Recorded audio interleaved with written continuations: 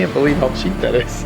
Like, I've never heard of something this cheap getting that kind of result. I can't even say it with a straight face. Yeah, headers and all. Are you kidding me?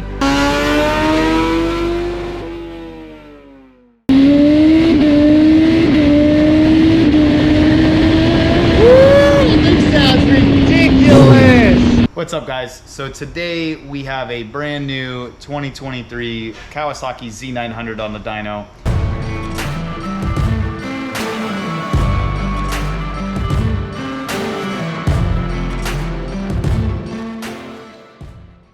Right now he has a slip-on exhaust system, but what we're gonna do today, what we're gonna test is actually an eBay exhaust. So this will be very interesting, and it's a full exhaust to be clear. Right now he's got the stock header along with a, I think it's also another eBay slip-on.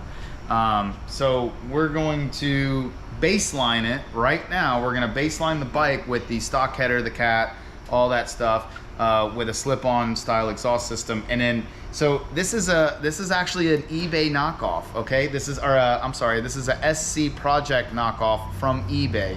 As the customer told me, he's like, look, it's just some knockoff exhaust. I don't really care. I just wanted something louder and a little bit, you know, a little bit better than what I have currently, which it is. Don't get me wrong. We looked at the exhaust system. It is going to be a little bit better. At least we presume it's going to be a little bit better. However, this does say SC Project exhaust on it, which is nuts because it's definitely a knockoff. He confirmed it's a knockoff, and they even have this little insert here. It's like a silencer or some kind of reducer.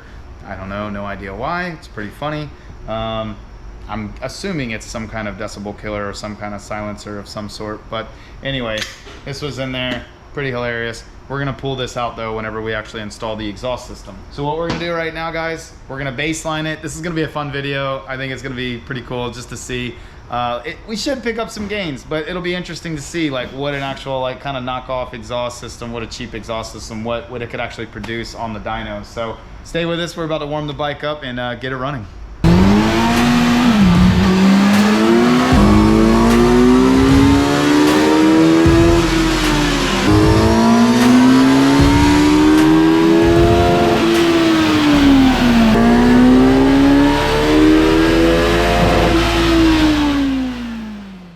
Alright guys, so we got the SC Project exhaust installed here. Well, rather Lewis did. And actually it came out pretty damn good. We're very surprised at the, how do I word this? The ease of install. Yeah, like the actual installation quality. There's some name brand companies, I won't name them, but there are some name brand companies that install a lot harder than this. And we looked this exhaust up. It's actually only like 320 bucks shipped. For the full system. Yeah, for the full system. So it's not bad at all. So let's take a look at this here. We'll get a little close up for you guys.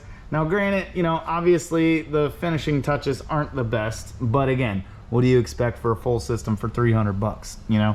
But all in all, pretty decent. I mean, again, you're gonna see things like the springs, they're not gonna be as good as some of the other ones. The welding on these brackets they're tack welded, and they're very they're not the best quality. But again, what do you expect for a couple $100, you know? Here's the wideband placement here. This is where the stock 02 and the wideband go. Was that the OEM location, by the way, Lewis? Oh, it is. Okay. So at least they got that right, at least. But you know, but again, you know, these are very cheaply made clamps. The brackets, he had to bend the bracket here. Lewis was telling me he had to bend this bracket here to get it to fit right. But again, not bad. Clearance, we have good clearance behind the rear set there. We got good clearance there. This is all bolted in. Now again, not the cleanest finish, but I'll say it looks pretty ugly. Yeah, it is pretty ugly. But again, it's cheap. What do you expect for a cheap system? Now, it sounds pretty good. It does sound pretty good. You want to fire it up real quick, actually? Yeah, here. We'll get you a sound check.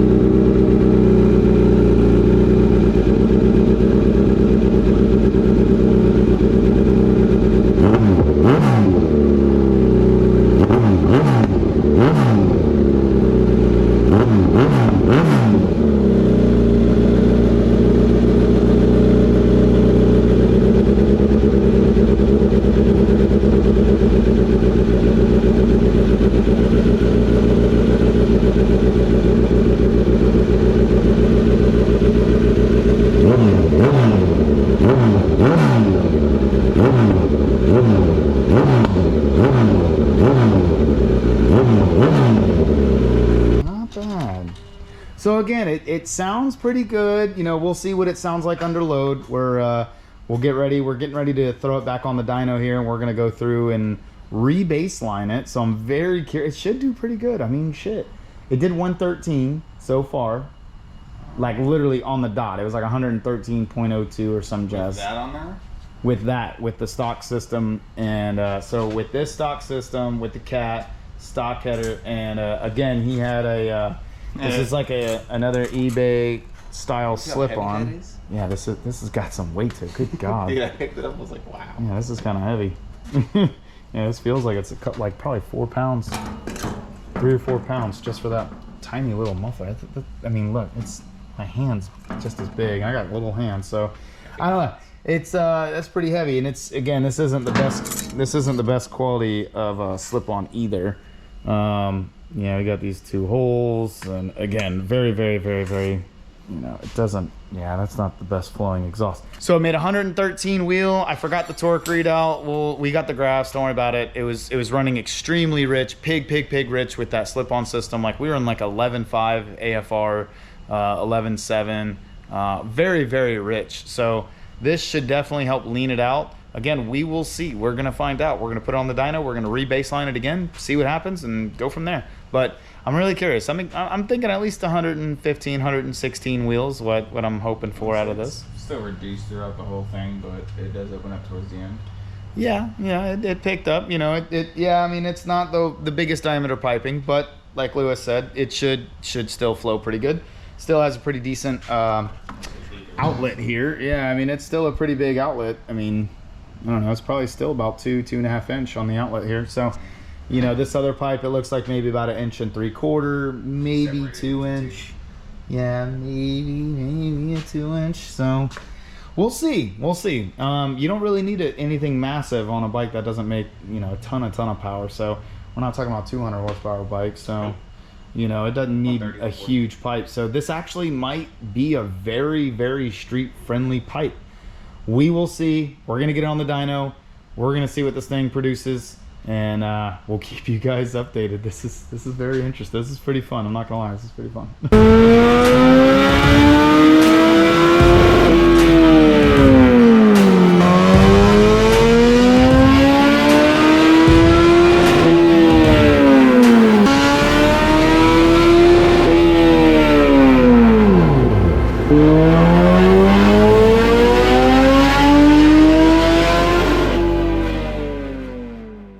So we finally got the Z900 all wrapped up. These numbers really blew us away. We were not expecting any of these results. To say we're surprised is an understatement, considering the amount of power that it produced. So let's go over the numbers real quick. Let's check this thing out. We're gonna break it all down to you guys, and again, we'll show you the different layers like we always do on this channel. We show you how we started. And then obviously during the process, and then the final results. So here we go. Let's go over the numbers real quick. So when he came in, the stock baseline was 113 wheel with 67 foot-pounds of torque. And it's gonna be this green line here. I'll highlight it for you guys. This was the stock baseline, okay? Now, if we look down here at our air fuels, we were running extremely rich, which is a pattern now that we're seeing with these. We've done a couple of more since we've started this video. We have tuned a couple of other Z900s, and this is a similar pattern. They actually run extremely rich from the factory. We're running 11.7, 11.8, 11.6, 11.8. AFR. So basically what this means is that the bike is just dumping fuel into the system. This customer did complain about choppy throttle, you know, just hesitations and whatnot. So with a lean mixture, you get that quite commonly, but also with the overly rich mixture, you'll get that as well. The reason being that you're gonna get it on a rich mixture, because lean, obviously you have too much air, not enough fuel. So you're gonna get some hesitation, some bucking, basically because there's just not enough gas. There's not enough literally fuel to fire the fire, okay?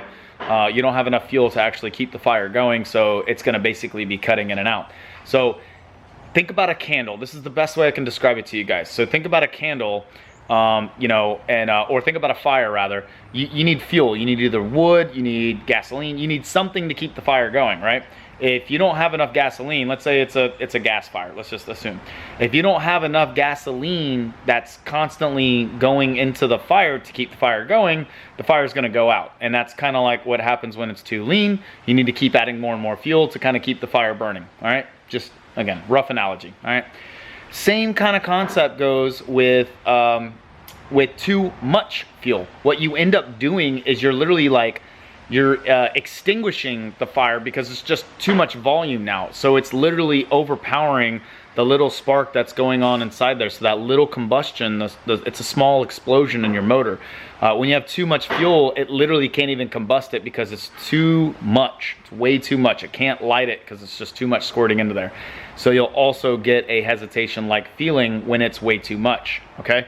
And that's kind of what's going on here. When we're dipping into like the low to the mid to high 11s, that's a lot of fuel, especially at a lower RPM level. So you're gonna get some hesitation with that. You're gonna get a lot of bogging with that. And again, I'm just selecting different points here so you could really see 11.7, 11.7. I just want you guys to really see that. We also had a really low baseline at 113 wheel. So fast forward, we swapped it out. We put that full, and now again, this is an eBay SC Project exhaust full system. We swapped it out. We made 119 wheel. That's impressive. And look, take a look at what happened at our air fuel. We've increased the airflow now, so we get a leaner mixture. It's slightly leaner than the green line. So we're at a 12, almost a 12.5 versus an 11.7. We'll say 12.4 compared to 11.7. Now we're starting to get in the acceptable range where it's going to ride at least smoother. Still a little boggy, but it'll be smoother. It's not going to hesitate as much. Down here it will. See how it's still pig rich? It's still a 11.7 down low, whereas before it was a 12.1. So we're still really rich on that stab. So you're still gonna get some hesitation down low, and then like I said, it leans out a little bit. So here we get kind of close at 12.8, and then we go right back into being rich again, okay? And this is also due to the O2 sensors and a lot of the emission sensors. They start taking over, and they start making adjustments, adding fuel, whatever, to keep it safe. So see, we're still identical, 11.7, 11.7. So and then what we ended up doing is then we went and did the full ECU flash and dyno tune. This is where we can remove a lot of the restrictions, disable a lot of the sensors that are going to inhibit our tuning, and now we have a nice smooth. I like to leave it a little leaner at a lower RPM and then have it kind of dip back in here. So now again, this is fiber optics. You are gonna get a lot of readings in a very short amount. You're gonna get a lot of sampling in a very short amount of space. So you're gonna see a lot of little zigzag movements, like these little peaks and valleys here. You're gonna see a lot of that just because of how much data this new program can pull. So, but needless to say, we're dancing along that 13.2, 13.0 line, and look at the power increase we have now. We got big gains across the entire power band. I mean, we came in at 109 and he's leaving at 121 wheel. This is just targeting at 9,000 RPM. So again, we're dealing with what, about 10, 11, 12, about 12 wheel jump. Up here we got a 113 to 126. So again, about 13 wheel. It's pretty consistent with the power increase. So it's pretty substantial. This is a big gain for a smaller, an upright bike, if you will.